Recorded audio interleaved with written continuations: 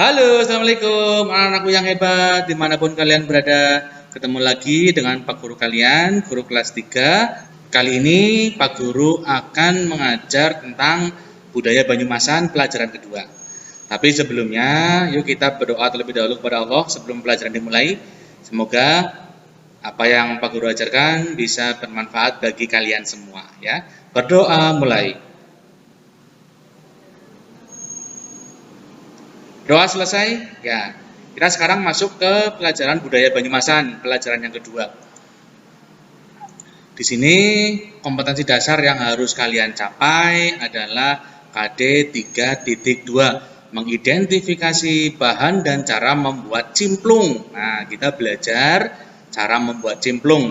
Terus yang kedua, KD 4.2 atau keterampilan, yaitu mempraktikkan membuat cimplung. Tujuan pembelajaran kali ini adalah yang pertama, dengan berdiskusi, kalian mampu mengidentifikasi bahan dan cara membuat cimplung dengan benar. Terus yang kedua, dengan membaca teks, kalian mampu mempraktikkan cara membuat cimplung dengan benar. Ya, kita belajar membuat cimplung. Makanan khas Banyumas, yaitu cimplung. Nah, Banyumas merupakan salah satu kabupaten yang memiliki banyak perkebunan singkong. Di daerahmu banyak sekali pasti ya kebun-kebun singkong. Banyaknya olahan singkong membuat Banyumas memiliki beragam makanan tradisional yang terbuat dari singkong. Salah satunya adalah cimplung. Ya, selain cimplung ada lanting, getuk, ya, dan sebagainya. Nah, apa itu cimplung? Sekarang kita belajar tentang cimplung. Apa kamu pernah memakannya? Pasti sering ya. Ya, bagaimana rasanya? Rasanya pasti enak, kamu pasti sering memakannya. Nah, sekarang kita belajar tentang cimplung. Nah, cimplung merupakan salah satu makanan khas tradisional Jawa Tengah yang berasal dari daerah Cilongok, kecamatan di sebelah kita, Sokaraja, Purwokerto, dan daerah lainnya di Banyumas. Nah, cimplung terbuat dari singkong yang direbus dengan badik atau air nira. Nira itu adalah cairan yang disadap dari bunga kelapa manggar oleh para petani penderes. Cairan nira mengandung gula sehingga memiliki rasa yang manis. Selain air nira, kita juga dapat membuat cimplung dengan gula merah yang dicairkan. Kita bisa buat sendiri, ya, tidak harus pakai air nira. Makanan ini dinamakan cimplung karena proses pembuatannya, singkong yang telah dikupas kulitnya dijatuhkan ke dalam badik yang mendidih. Nah, itu ya. Proses dijatuhkannya singkong dalam bahasa Sunda disebut dengan dicemplungkeun atau cemplung. Nah, sehingga lama-kelamaan cemplung akhirnya jadi cimplung, seperti itu. Singkong yang baik untuk membuat cimplung adalah singkong yang tidak terlalu tua. Selain singkong, cimplung juga dapat dibuat dari kelapa muda, ubi, pisang ambon, dan kentang. Nah, kentang juga bisa dicimplung ya ternyata. Nah, sekarang cara membuat cimplung. Bagaimana cara membuat cimplung? Membuat cimplung membutuhkan kesabaran penuh ya. Kudu sabar kamu membuat cimplung. Kenapa sabar? Nah, ini karena hal ini pembuatan cimplungnya membutuhkan waktu yang lama. Tuh, tidak sebentar membuat cimplungnya. Cimplung direbus dalam waktu sekitar 20-30 menit agar tekstur cimplung yang keras dapat menjadi lunak. Nah, coba kalian perhatikan pembuatan cimplung berikut ini ya.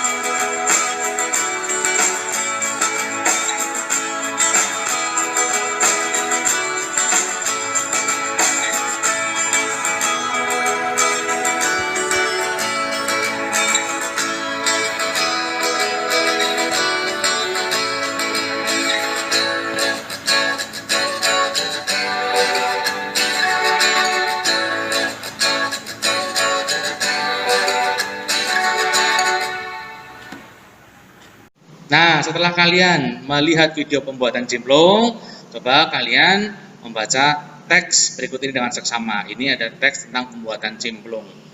Nah, judulnya Cimplung, makanan khas Banyumas. Hanum adalah keponakan dari Paman Sarman.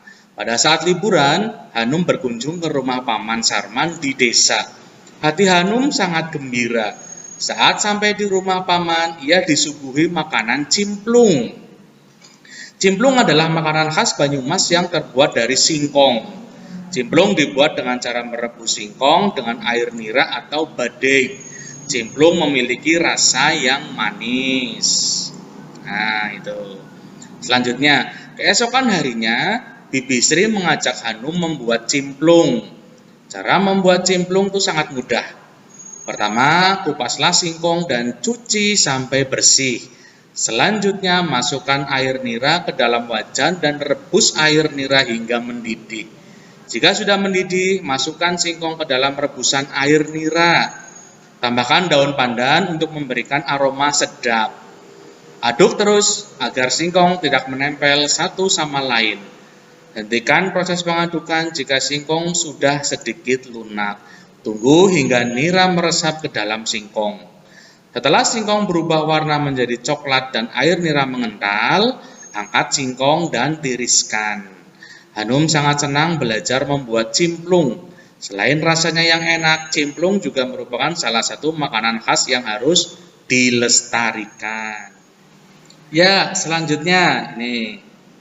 Setelah kamu membaca teks cimplung makanan khas Banyumas, jawablah pertanyaan berikut ini. Coba kalian jawab, yuk kita jawab bareng-bareng aja. Apa makanan yang disuguhkan Paman Sarman pada Hanum? Apa coba tadi sesuai dengan bacaan? Ya, Paman Sarman menyuguhkan cimplung kepada Hanum. Ya, jawabannya adalah cimplung. Yang kedua, apa bahan utama membuat cimplung? Bahan utamanya apa? Yuk, kita cocokkan jawabannya. Singkong, betul sekali. Bahan utamanya adalah singkong. Yang ketiga, tulislah bahan lain yang digunakan untuk membuat cimplung. Nih, Pak Guru sudah menuliskannya. Bahan lain selain singkong adalah badik atau rebusan gula merah dan daun pandan sebagai pewangi, itu daun pandannya. Yang keempat, apa peralatan yang digunakan untuk membuat cimplung? Peralatannya apa saja? Ya, ada pisau untuk mengupas kulit singkong, kemudian wajan ya untuk merebusnya dengan air nira dan singkong, solid untuk mengaduk-aduk, serok untuk meniriskan, ya, kemudian kompor dan tungku untuk membakarnya, ya, untuk membakar atau merebus badik seperti itu. Nah, ini 4 sudah. Ya, sudah selesai kita belajar budaya Banyumasan. Ya, budaya Banyumas kali ini kita belajar tentang pembuatan cimplung. Ya, coba kalian kerjakan tugas berikut ini. Nah, nomor 1. Mengapa cimplung memiliki rasa yang manis? Kenapa tadi? Sudah dijelaskan di depan, ya. Yang kedua, mengapa diperlukan kesabaran saat membuat cimplung? Nah, kenapa? Yang ketiga, mengapa proses pengadukan harus selalu dilakukan saat membuat cimplung? Supaya apa? Nah, keempat, sebutkan 5 bahan utama selain singkong dalam pembuatan cimplung. Nah, tadi selain singkong apa saja ya? Nah, 5. Jelaskan cara membuat cimplung, diurutkan dari cara pertama, cara kedua, cara ketiga ya, sesuai dengan video Pak Guru tadi di depan. Nah, ditulis dulu pertanyaannya jangan lupa, kemudian dikerjakan di buku budaya Banyumasan. Nanti suatu saat Pak Guru akan memerintahkan kalian untuk dikumpulkan dan dinilai ya. Jangan lupa orang tua hanya membimbing, yang menulis adalah kalian sendiri supaya kalian belajar ya, seperti itu. Sekian dan terima kasih video dari Pak Guru, semoga kalian bisa menyerap dari pelajaran yang telah Pak Guru sampaikan. Ya, sampai ketemu di lain kesempatan dengan pelajaran dan tugas-tugas berikutnya. Assalamualaikum warahmatullahi wabarakatuh.